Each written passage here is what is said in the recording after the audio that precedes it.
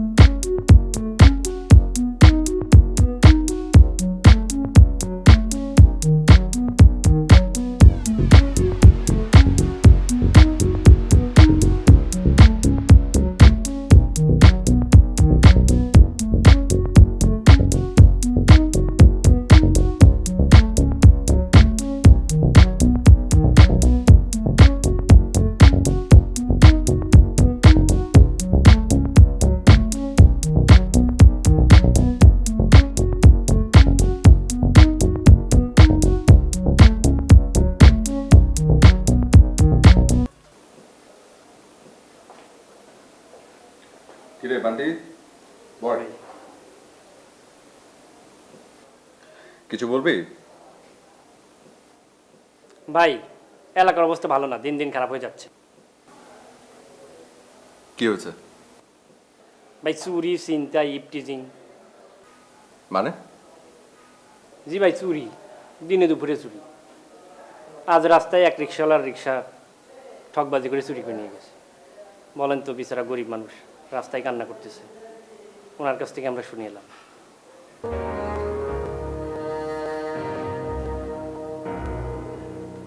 এত বড় সাহস কার? আমার এলাকায় এসব করে? আমি পেলে তো হাত দুটো কেটে ফেলবো। ঠকবাজদের চিনলে তো আমরা অ্যাকশনে দিতে পারতাম, কিন্তু দুঃখের বিষয় হলো ভাই, ঠকবাজদের কোনো তথ্য পাইনি। ওই রিক্সাওয়ালা কোথায়? সে চিনতে পারেনি? না ভাই, চিনতে পারে না। ভাই, এখন আমরা কি করব? এক কাজ কর, তোরা দুজন থানায় যা। থানায় গিয়ে পুলিশকে জানা। আমার ধারণা পুলিশের তৎপরতা বৃদ্ধি পেলে এসব ঘটনা কমে যাবে। ভাই পুলিশ? আমাদের সমস্যা কি জানিস? আমাদের সমস্যা হচ্ছে আমরা পুলিশের উপর ভরসা রাখি না। আমরা যখন কোনো বিপদে পড়ি, চুরি হোক, ছিনতাই হোক, হোক সেটা প্রতারণার কোনো ঘটনা, আমরা সবকিছু মেনে নিয়ে চুপচাপ হয়ে যাই। আরে আমরা যদি অভিযোগ না করি তাহলে পুলিশ জানবে কি করে? তাই সচেতন নাগরিক হিসেবে আমাদের উচিত পুলিশকে জানানো। এক কাজ কর, তোর আর দেরি না করে যা, বেরিয়ে পড়, থানা যা।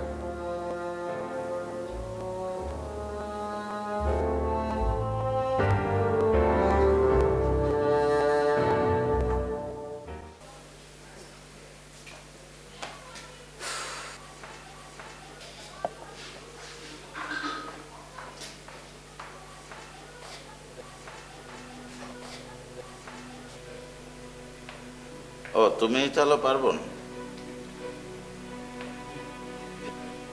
অনেকদিন ধরে আমার পেছে লেগে আছো না? জি, আমিই পারবো। তবে কারোর পেছনে লেগে থেকে সময় নষ্ট করার মতো ছেলে আমি না। হ্যাঁ, তবে কেউ যদি অপকর্ম করে তাকে আমি ছেড়ে দিই না। একজন দেনাদারের থেকে টাকা আদায় করা তুমি অপকর্ম বলছো? মানে? বিজনেস পারপাসে আমি জুলফিকারের কাছে 50 লক্ষ টাকা পেতাম, সেটা উদ্ধার করার চেষ্টা করছি।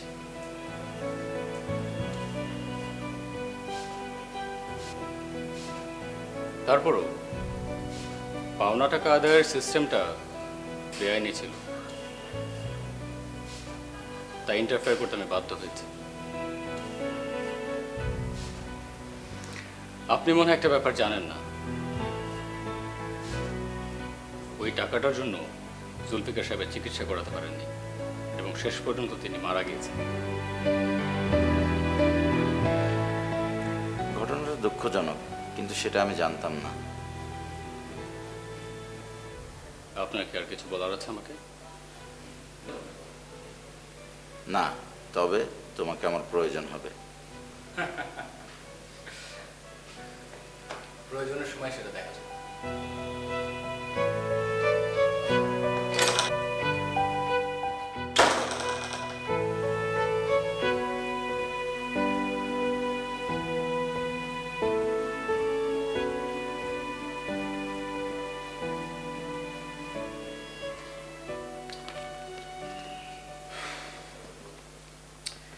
তুই না একটা ঝামেলা হয়ে গেছে। হ্যাঁ, নতুন করে আবার কি হলো? মোর সাথে আকাশে একটা সম্পর্ক হওয়ার আগেই মোর ভাইয়ের সাথে আকাশের শত্রুতা শুরু হয়ে গেছে। কি বলিস? তাহলে তোর ভাইয়ের ভয়ে আমাদেরকে তো এই শহর ছেড়ে পালাতে হবে। হ্যাঁ, খালি পালাইতে হবে পালাইতে হবে পালাইতে হবে, এক কথা ছাড়া আর কোনো কথা নাই তো।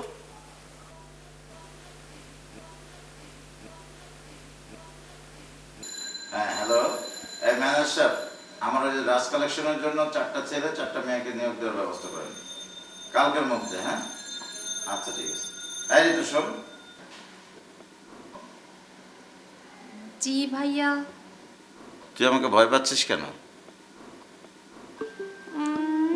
না, ভয় পালাচ্ছিলাম না তো।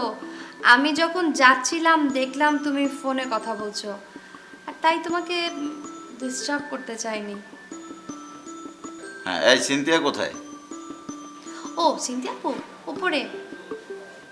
সিনথিয়াকেও ডাক, তোদের সাথে আমার অনেক ইম্পর্টেন্ট কথা আছে। জি ভাইয়া।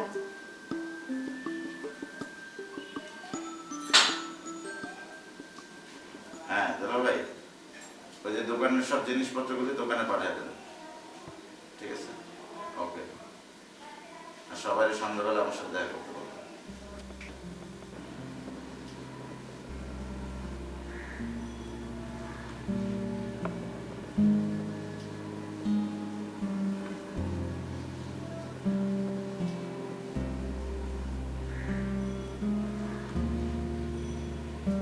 কেটে দিল কেন?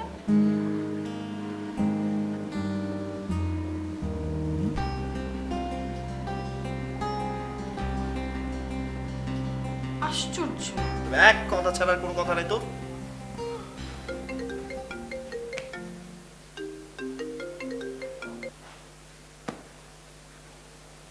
কিরে, কে কল করেছে?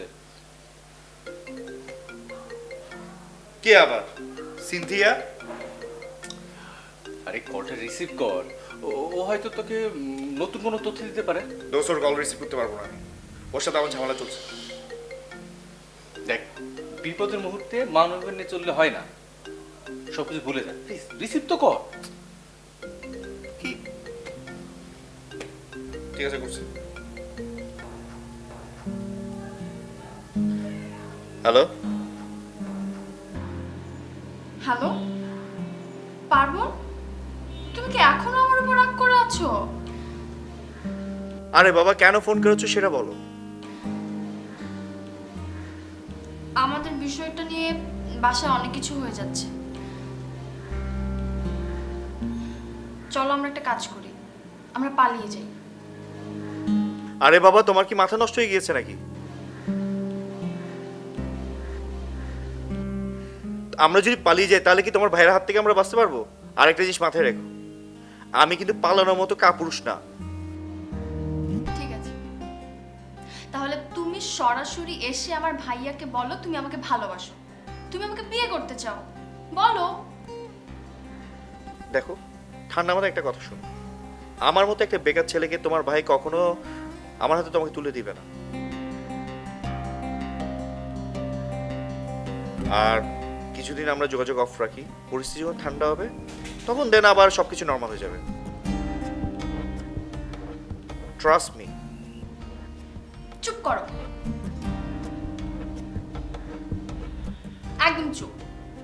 এটাই কি তোমার মনের কথা? সিনথি, আমি তোমাকে আবারও বলছি, ঠান্ডা মাথায় চিন্তা করে দেখো, মাথা গরম করে কখনো কিছু হয় না। এটা কিন্তু বাস্তবতা, সবকিছু আবার ঠিক হয়ে যাবে, পাগলামো করো না। তোমার কাছে বাস্তবতা শেখার কিছু নেই, আমি তোমাকে বাস্তবতা শেখাবো, কঠিন বাস্তবতা।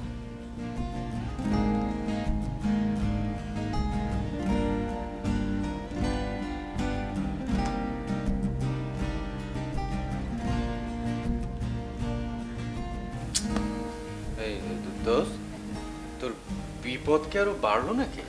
আমার তো তাই তো মনে হচ্ছে।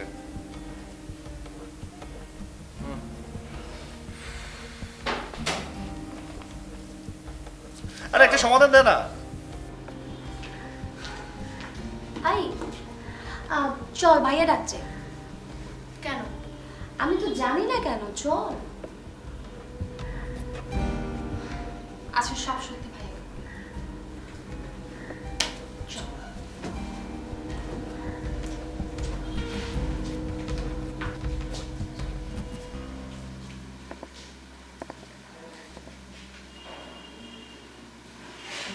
কি তোমরা দাঁড়িয়ে আছো কেন? বসো।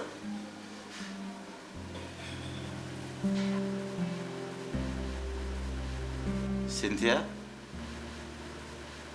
তোমার বিরুদ্ধে একটা কমপ্লেন আসছে, সেটা কি সত্যি?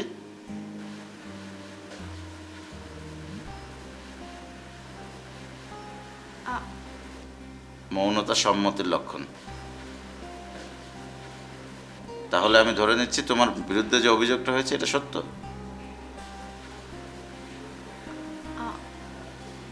আমি আমি পার্বণকে অনেক ভালোবাসি ভাইয়া।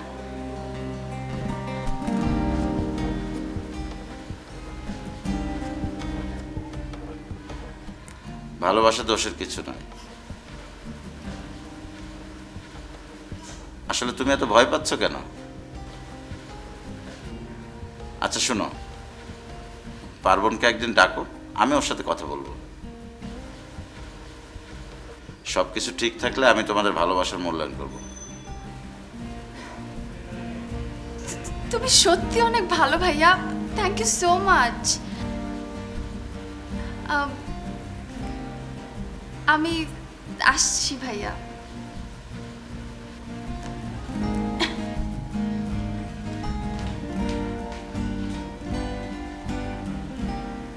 এত সহজে ভাইয়া সব কিছু মেনে নিল? আচ্ছা, এই সুযোগে তাহলে তুহিনের কথাটা ভাইয়াকে বলতে হবে। ঋতু, তুমি কি কিছু বলবে? আমি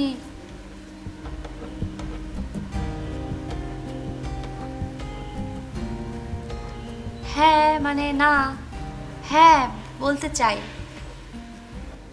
আচ্ছা বল। না মানে আমি একজনকে ভালোবাসি, ওর নাম তুহিন, ও খুব মেধাবী ছাত্র, ভীষণ ভালো, আমি ওকে অনেক ভালোবাসি।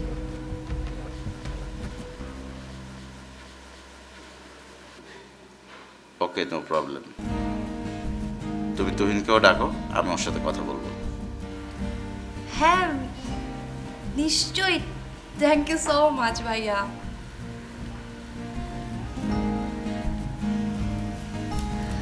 Thank you.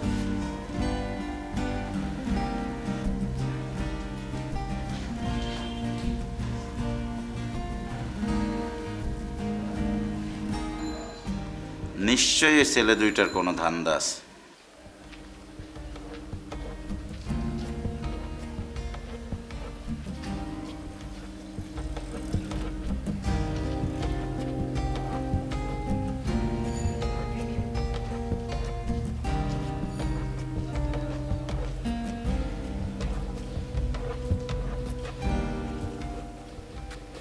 তুমি?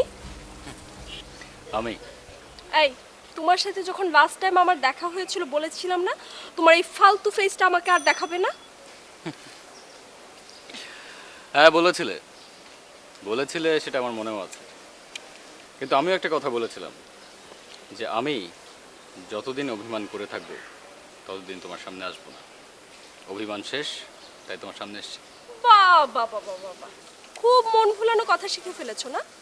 শোনো আকাশ, তোমার এইসব মন ভুলানো কথা না আমি আর পড়ছি না। সরে যাও, রাস্তা থেকে সরে যাও। আমি তো সরবো না। সরবে না মানে? খুব বেশি বাড়াবাড়ি হচ্ছে কিন্তু। বাড়াবাড়ি আমি করছি? বাড়াবাড়ি করছো কিন্তু। আমি বাড়াবাড়ি করছি? বাড়াবাড়ি করছো তুমি? কি আমি বাড়াবাড়ি করছি? আমি কিন্তু মানুষ ডাকবো। আরে আমি কোথায় হ্যালো, বাড়াবাড়ি?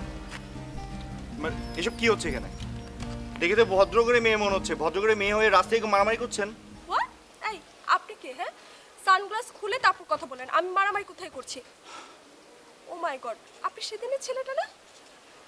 কে সেদিনের ছেলে? আরে বাবা, আপনার সাথে এই প্রথম আমার দেখা হয়েছে, আপনি কিসে দিলে ছেলে বলছেন আমাকে? কি আকাশ, আমি না বুঝতে পারছি না, তোমার চোখের সামনে দাঁড়িয়ে একটা ছেলে আমাকে ইনসাল্ট করে যাচ্ছে, তুমি এখানে কলা গাছের মতো দাঁড়িয়ে আছো। মেরে ওর হাত পা ভেঙে দাও। আকাশ? কে আকাশ? আমি তো সৌরভ। আপনি কার কথা বলছেন? ভাই, ওনার মাথায় রীতিমতো সিট আছে, বুঝতে পারছেন তো? ভাই, উনি মানসিক একজন রোগী, ওনার সাথে তর্ক না করাই বেটার। মুখ সামাল দিয়ে কথা বলেন কিন্তু। ও মাই গড। আকাশ, এসব কি হচ্ছে? ও, আমি খুব ক্লিয়ার কাট বুঝে গিয়েছি, সবকিছু আপনার প্ল্যান না? সেদিন না আপনাকে আমার মাফ করাটাই উচিত হয়নি। আমাকে মাফ করা উচিত হয়নি? ভাই, উনি হচ্ছে পুরো একটা পাগলি, ওনার সাথে তর্ক করতে জানে, যে কোনো সময় আপনাকে বিপদে ফেলা দেবে। এই এই, আমি পাগল মানে কি? হ্যাঁ, পাগলি মানে কি? শোনেন, আপনার মতো পাগলের কথা কেউ বিশ্বাস করবে না। কি? ভাই, এই ধরনের পাগল যে কোনো মুহূর্তে আপনাকে বিপদে ফেলতে পারে। প্লিজ আপনি যান। এই, তুমি কোথায় যাচ্ছ? ওনার কথা কেন শুনছো? এরকম করে আছো কেন? হ্যাঁ, আমি আপনাকে চিনি না ভাই, আপনি ঠিক কথা বলছেন। Thank you so much for the advice. আমি যাই, আমার জান বাঁচানো ফরজ। ও মাই গড, আমার নামে সব ষড়যন্ত্র হচ্ছে। কি ভাবেছো? আমি কিছু বুঝতে পারছি না। এই ফালতু কোথাকার।